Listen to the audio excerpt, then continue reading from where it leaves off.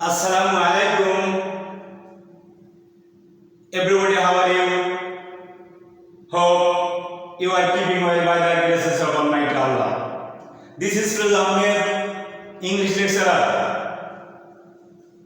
MKS English Career পক্ষ থেকে তোমাদের সবাইকে শুভেচ্ছা ও অভিনন্দন। ডিয়ার লার্নার্স, আজকে তোমাদের সামনে যে টপিকস নিয়ে আমি আলোচনা করতে যাচ্ছি সেটা হচ্ছে দা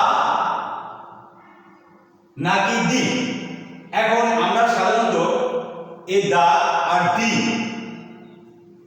উচ্চারণের ক্ষেত্রে কোথায় আমরা দা বলবো আর কোথায় আমরা দি বলবো সেই সম্পর্কে আজকে আমরা আলোচনা করব। আশা করি তোমরা এই চ্যানেলটা এই ভিডিওটা দেখলে তোমরা খুবই উপকৃত হবে।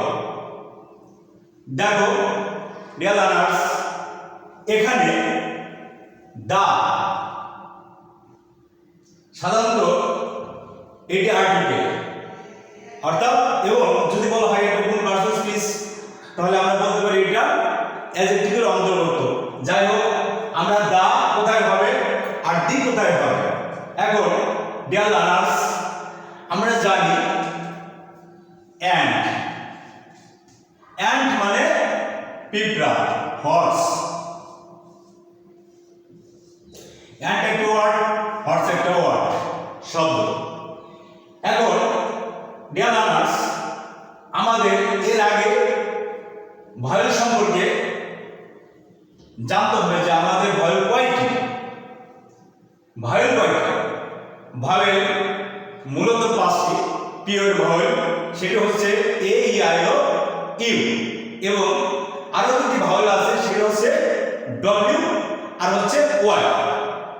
এই লেটার দুটি ভয়েল হিসেবেও ব্যবহৃত হতে পারে, আবার কনসোনেন্ট হিসেবে ব্যবহৃত হতে পারে। এখন ডিয়ার লার্নার্স, তোমরা আমাকে আবার প্রশ্ন করতে পারো যে স্যার, এখন কোথায় কনসোনেন্ট হিসেবে ব্যবহার হবে আর কোথায় ভয়েল হিসেবে ব্যবহার হবে, এটা আমরা কিভাবে বুঝবো? ডিয়ার লার্নার্স, এই কারণে তোমাদের আমি আগে এই জিনিসটি একটু বোঝাই। যেরকম ধরো ইয়ার, ইয়ার, তারপর দেখো বয়, আবার দেখো উইক, তারপর দেখো কাউ। ডিয়ার লার্নার্স, তোমরা লক্ষ্য রাখবে সাধারণত এটা যখন কনসোনেন্ট হিসেবে ব্যবহার হবে তখন সাধারণত এটা থাকবে ওয়ার্ডের পূর্বে। কিসের পূর্বে? যে কোনো ওয়ার্ডের পূর্বে যদি থাকে তাহলে এটা কনসোনেন্ট হিসেবে ব্যবহৃত হবে। আর যদি এই লেটার দুটো সাধারণত ওয়ার্ডের শেষে বা মাঝে যদি থাকে তাহলে এটা ভাওয়েল হিসেবে ব্যবহৃত হতে পারে।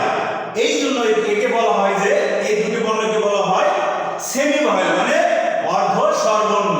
মানে এটি ভাওয়েল হিসেবে ব্যবহৃত হতে পারে, কনসোনেন্ট হিসেবেও ব্যবহৃত হতে পারে। আশা করি তোমরা বুঝতে পারছো। যাই হোক, এখন যে বিষয় নিয়ে আমি আলোচনা করছি দা নাকি দি। এখন আমরা তো ভয়েল সম্পর্কে আমরা জানি ভয়েল। এখন এই যে অ্যান্ড, এটা হচ্ছে ভয়েল।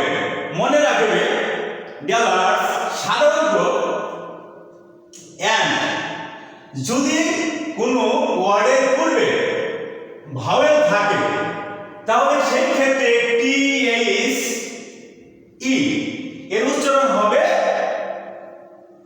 ডি। আর যদি ওয়ার্ডের প্রথমে যদি কনসোনেন্ট থাকে, ভাওয়েল না থাকে, তাহলে সেই ক্ষেত্রে টি এইচ ই এর উচ্চারণ হবে দা। এখন আশা করি তোমরা বুঝতে পারছো। আবারও দেখো, যদি ভাওয়েলের পূর্বে টি এইচ ই থাকে আমরা তাহলে বলতে পারবো এটা ডি উচ্চারণটা। আর যদি কনসোনেন্ট পূর্বে টি এইচ ই থাকে তাহলে এটা উচ্চারণ আমরা বলতে পারবো দা। এক কথায় সাধারণত আমরা বলি যে পেটটাই বলে যে দাদির সিবি। কি বলে? দাদির সিবি। দেখো কেন আমরা বলি দা দি সিবি, দাদির সিবি। এর অর্থটা কি? দাদির সিবি। দেখো এই দা টি এইচ দা হবে এসি, মানে কি? কনসোনেন্ট, সিতে কনসোনেন্ট বোঝাচ্ছে। আর দি দিতে বোঝাচ্ছে ভাবে। আশা করি আমরা বুঝতে পারছি। তোমরা একটু একটু মনে রাখবা যে দাদির সিবি, তাহলে তোমরা বুঝতে পারবে যে কোথায় দেওয়া হবে আর কোথায় দেওয়া হবে। আশা করি আমার এই ছোট্ট আলোচনার মধ্য দিয়ে তোমরা আশা করি তোমরা শিখতে পারছো যে কোথায় দেওয়া হবে আর কোথায় দেওয়া হবে। তাহলে আজকের মতো এই পর্যন্তই। আর যদি আমার ভিডিও তোমাদের ভালো লেগে থাকে তোমরা বেশি বেশি সাবস্ক্রাইব করবা এবং সাবস্ক্রাইব করবা এবং এরপরে কি ভিডিও আমি করব এবং কি তোমরা আমাকে একটু উৎসাহ দেবা যাতে আমি